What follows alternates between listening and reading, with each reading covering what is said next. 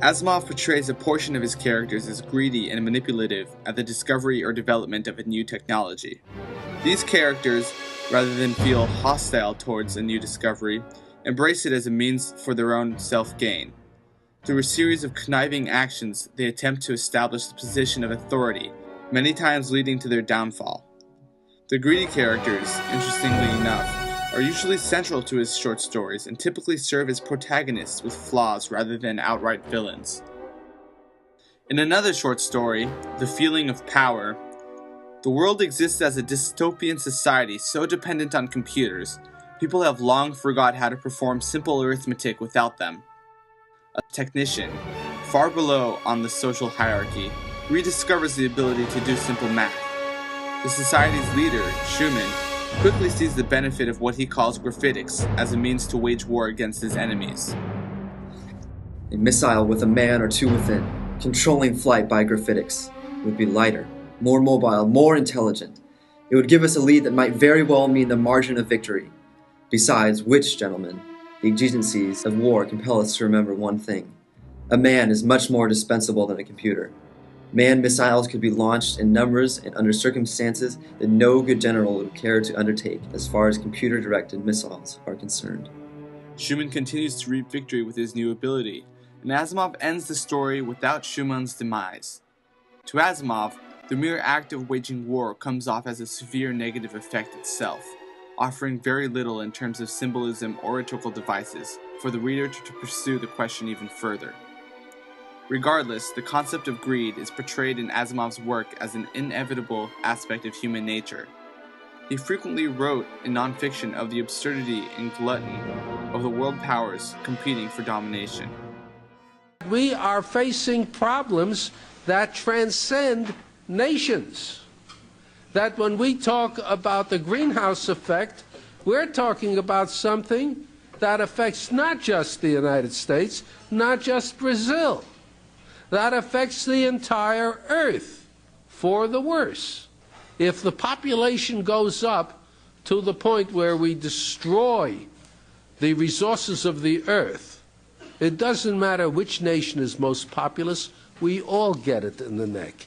If we have a nuclear war that produces a nuclear winter or a fallout that kills people everywhere, it doesn't matter who started the war, it doesn't matter at whom the nuclear bombs were aimed, we'll all get it.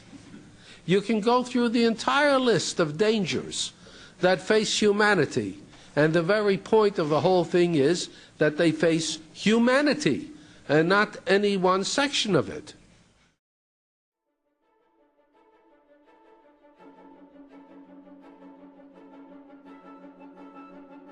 A vast majority of the protagonists and main characters in Asimov's work can be defined by a rigorous passion to discover the workings behind the development of a technology. These investigative people, reminiscent of Asimov himself, are typically level-headed, curious, and tireless heroes who compete with hostile and greedy characters in pursuit of greater knowledge. While greedy characters look to a discovery as a means of self-improvement, investigative characters attempt to see how such an improvement could benefit society as a whole, and typically try to use rational judgment in face of tough decisions. Dr. Roger Toomey, the levitating professor from the story Belief, tirelessly pursues the reasons behind his ability, and upon finding no answers, turns to the skeptical Deering for help. Although the story focuses on the conflict between Roger and Deering, Roger makes it clear his intentions as to use his ability to benefit society. I have here a phenomenon. It isn't witchcraft. I haven't dealt with the devil. There must be a natural explanation. We don't know all there is to know about gravitation. We hardly know anything, really.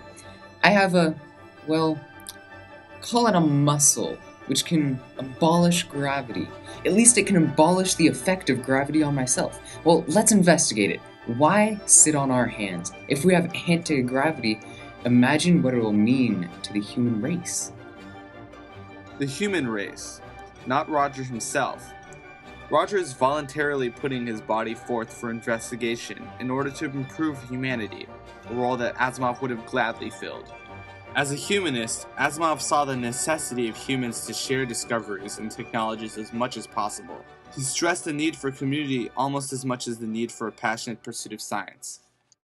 If we are going to be interested in and involved with human beings, then I fail to see anything in the name that distinguishes between one set of human beings and another set. We are all human beings. If there's one thing that is biologically certain about the human species, is that it is a human species, one species. The similarities among us are enormous. The differences are trivial. His characters and their reactions to discovery and development exposed human traits, some flawed, which would be ever present within us. And because of his desire to improve the future through exposure and preparation, the human characters in his books served as warnings and beacons, lest we eventually enter the worlds of his characters in ignorance. Beyond what can be absorbed through a reader's relationship with fictional characters, Asimov openly and willingly gave solutions to which human hostility and greed, created through the warring nations and sectionalism, could be stopped. We need some other project so huge that it can only be done by all the nations of the world acting together to the best of their ability. We need a project so all-encompassing that we can manage to have all the various nations work at it and be glad to have it, something that would create something that all the nations could benefit from.